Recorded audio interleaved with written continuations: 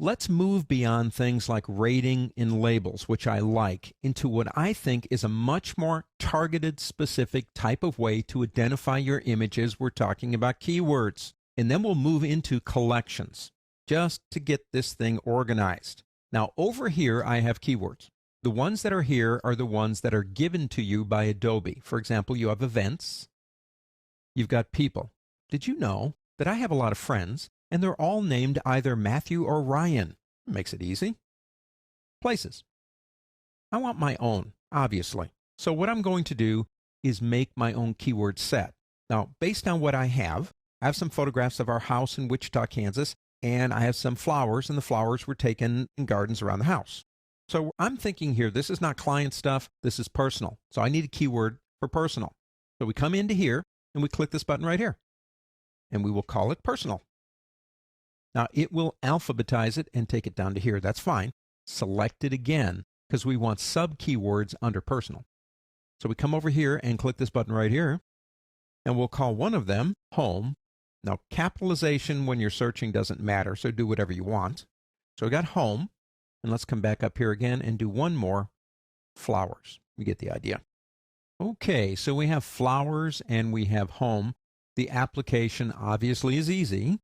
Let me shift click on all of these and add home to those.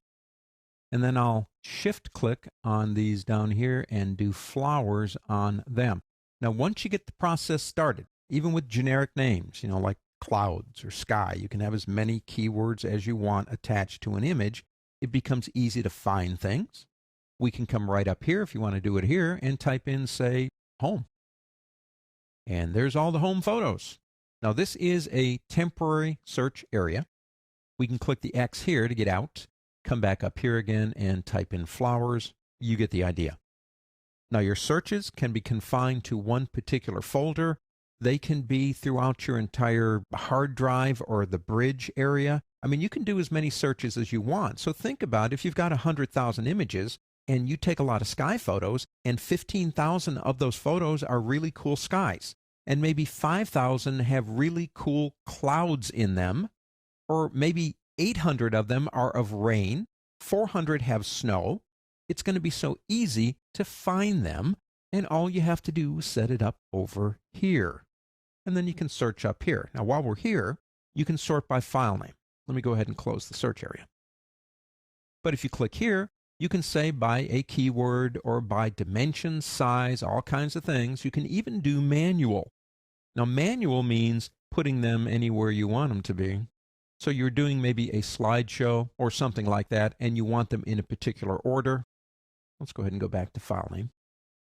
If you come over here to the star, you can say, I want to see the 1 or more, 2 or more, rejected, unrated, whatever you want. You've got total control.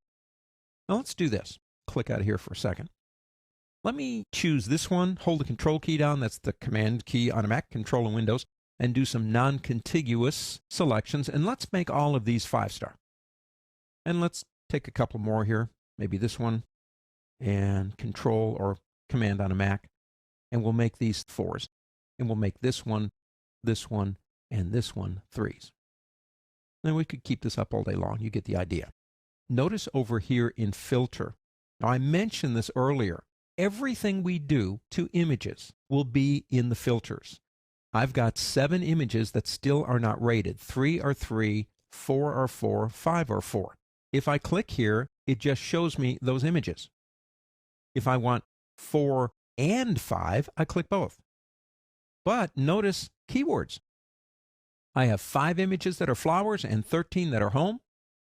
Once you begin utilizing the power of Bridge in large document folders, it's very easy to find what you want. Even things like focal length of the lens, camera raw information, anything you want to do in filter. Now let's move over into something that I really like called collections. Collections are temporary areas that you can hold images from various different folders, for example, in one place so you can get to them quickly. Now you have regular collections and you have smart collections. Let's start with regular. This one right here. Click the button. We'll give it a name. Oh, how about Wichita Home? Now there's nothing in it yet. So we need to get back to the folder we were in. The best way to do that, the easiest way, is click up here. And there it is right here. I'm going to shift click on all these images. And I'm going to drag them in here. So you have them here. You say, well, okay, but I had them in the other place too. And that wasn't really that difficult to pick them out. And I agree. But one of the other things we can do here is, let's do this. Let's go back into pictures. And let's go into this one. And these images actually are in my backyard. So technically, they're my home too. So I'm going to select these and pull those down to here. And now I have those. To me, a collection begins to become valuable when you can pull stuff, even Microsoft Word documents, into one area and hold them there for a particular project. Now, if you delete them from here, it doesn't hurt them. They're exactly where they were when we started this. If I come over here and actually delete it, and then come back up here and go into our folder, well, they're still here, nice and happy. Now, here's an easier way to get a start on a collection. Let's say our flowers right here, since we've already done the home. Select them first. Then come down here and click this button. Do you want to include the selected? Now, sometimes you've got things selected accidentally. You say no, but I want to say yes. Just a quick way to do it. And you can get your start on, say, flowers this way.